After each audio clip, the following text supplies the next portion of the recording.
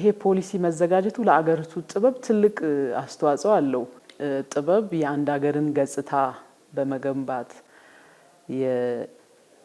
የአገራችን የኔ ብሔራዊ ጥቅም ነው ብላ ማትደራደራቸው አቋሞችን የማንጸባረቅ እና የኢትዮጵያን ታላቅነት የኢትዮጵያን ትልቅነትን የመስበክና ህዝብን በአንድ ዓላማ ላይ የማስተሳሰር አቅም ያለው ዘርፍ ነው። ይሄ ዘርፍ በህግ ማዕቀፍ በአሰራር በፖሊሲ የተደገፈ ሲሆን እኛም እንደ መንግስት ከጥበቡ ማግኘት የምንፈልገውን ጥቅም እንድናገኝ የጥበብ ቤተሰቦችም መንግስት ይሄን ያድርግ ብሎ የሚያነሷቸውን ጉዳዮች በተደራጀ መንገድ ምላሽ ለመስጠት ነው ይሄን ያዘጋጀ ነው።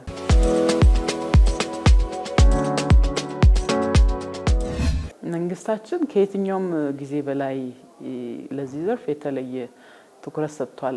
ለመጪው ትውልድ የምትሆን ለሁላችን የምትሆን ኢትዮጵያ ላይ ላሉ ለብዝሃ ማንነቶች ለብዝሃ እሴቶችን ብዝሃነትን ማስተናገድ የሚችል እና ሁላችንም ተደምጠን ተከባብረን ምን ፈጥራትን ኢትዮጵያ ለመፍጠር ጥበብ የማይተካ ሚና ስላለው በዛ ደረጃ ውይይት ከተደረገ በኋላ በአዲሱ ስርዓተ ትምህርት ላይ ከአንደኛ ክፍል እስከ 12ኛ ክፍል የክዋኔ ጥበባትና የእይታ ጥበባት ከታች ጀምሮ ህፃናት እየተማሩ ተስጦ ያላቸው ደግሞ በጥበቡ እያደጉ እንዲመጡ ጭምር የተደረገበት የፖሊሲ ድጋፍም የተሰጠበት ነው።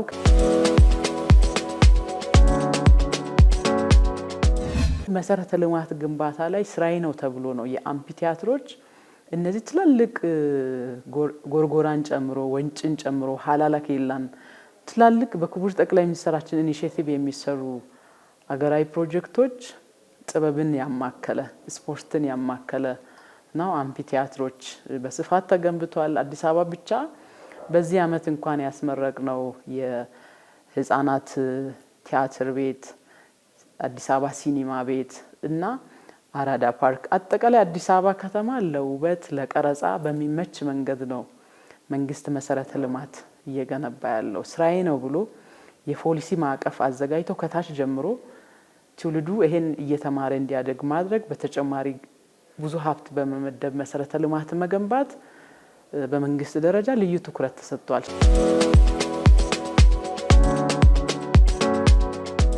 መንግስት ቤት ከሰራ አዳራሾች ኮንቬንሽኖች ሴንተሮችን ካዘጋጀ እሱን ተጠቅሞን ደግሞ ለአገር ለህዝብ የሚጠቅም ስራ መስራት የሚሰሩ የጥበብ ስራዎች የአገራችን የኢትዮጵያን ብሔራዊ ጥቅምን ማዕከል ያደረገና ይሄን የሚመጥን ስራ መስራት ደግሞ ከኪነ ጥበብ ቤተሰብ ይፈልጋል።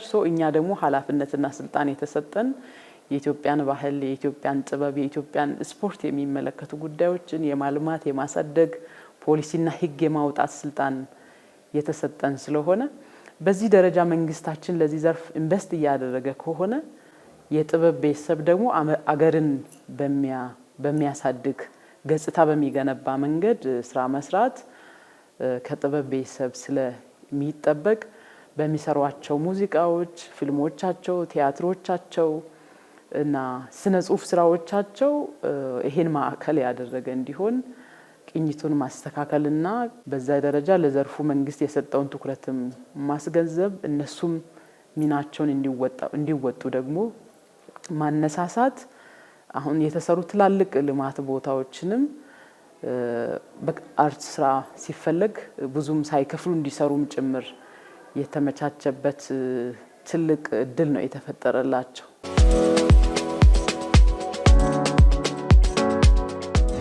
ያለችን አንድ ሀገር ናት።